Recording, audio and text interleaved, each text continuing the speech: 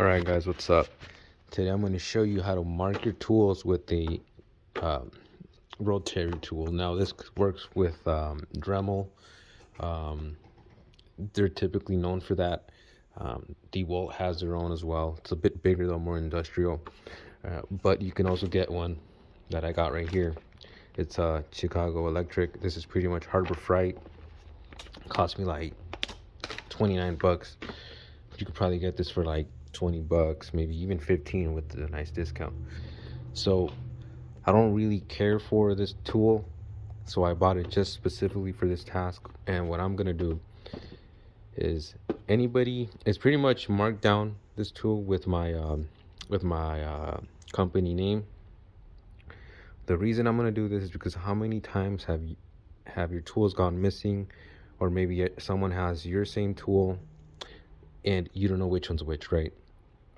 I mean, unless you go ahead and spray with a spray can, or you know exactly, or you tape it up or do something, you're not gonna know. So I'm gonna show you guys how I mark them, and I'm also gonna have some paint, some white paint for the battery.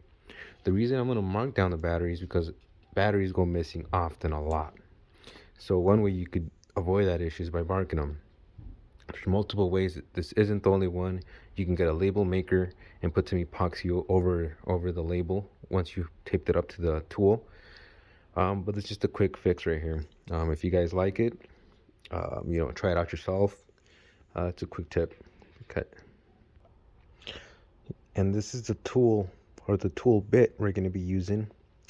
This is well, I don't even know if it's diamond engraved, but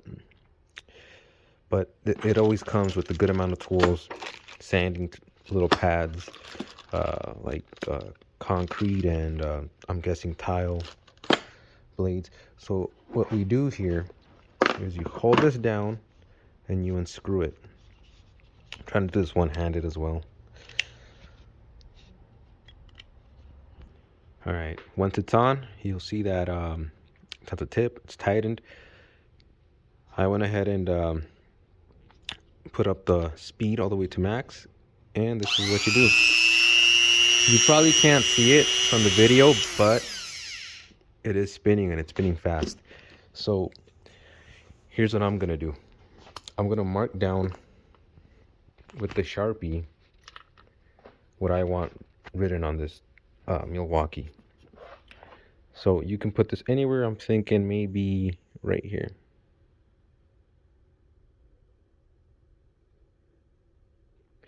Maybe it might have been a little bit better if I would have spaced it out, but that's fine. It's just as a sample. So on this dark battery, what we're gonna do, because we have a black Sharpie, we're just gonna try to do it freehand on bottom. What I'm gonna do after is put some paint on it.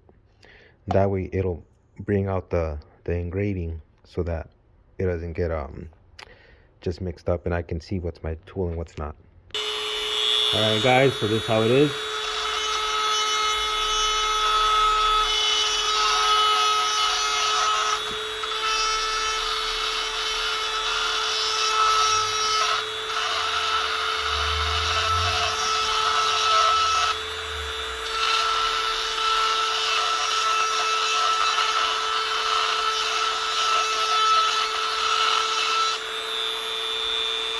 All right guys, so as you can see, has the initials right there. What you're gonna want to do is clean it up a bit, and then you can go over with the Sharpie. And the reason I do this as well is so that I can see the lettering, and this will not erase. I mean, it'll eventually erase, but it won't erase as much because this has pretty much been sanded, so it has a little bit more adhesion.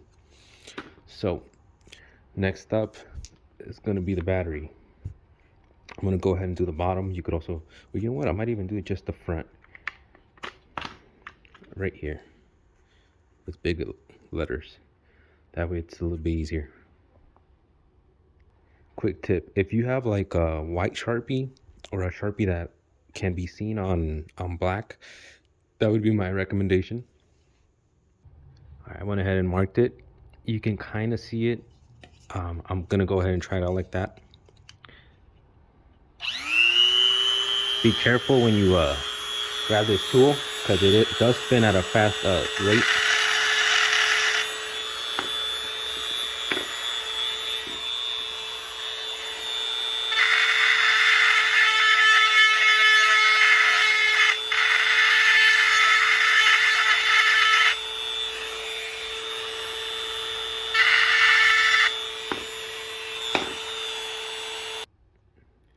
All right, guys, so here you have it. Again, clean it up a bit just to get most of that nasty things off.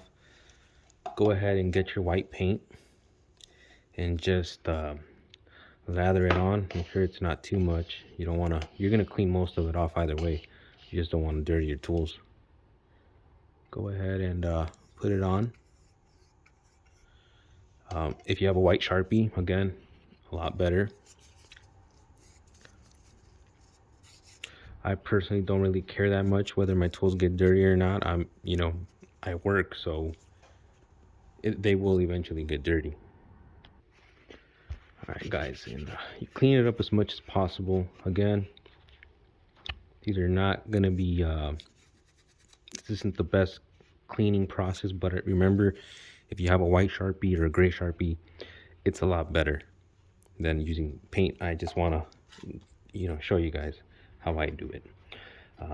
I would say don't get too worried about dirtying your tools. You're eventually going to do it. So as you guys can see, it's nice, clear, and black.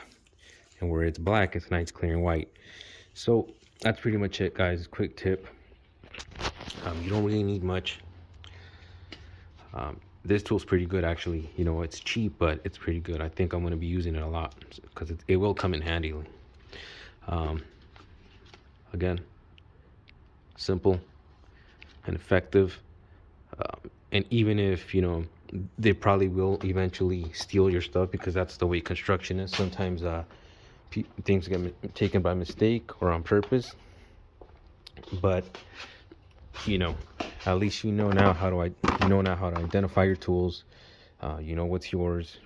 And, if you're a person who has a little bit of integrity, you won't be taking someone else's tools without their permission. So that's pretty much it, guys. I'll see you later. I'm not affiliated with Harbor Freight, but it's a pretty good tool that they have right there, and cheap. Catch you guys later.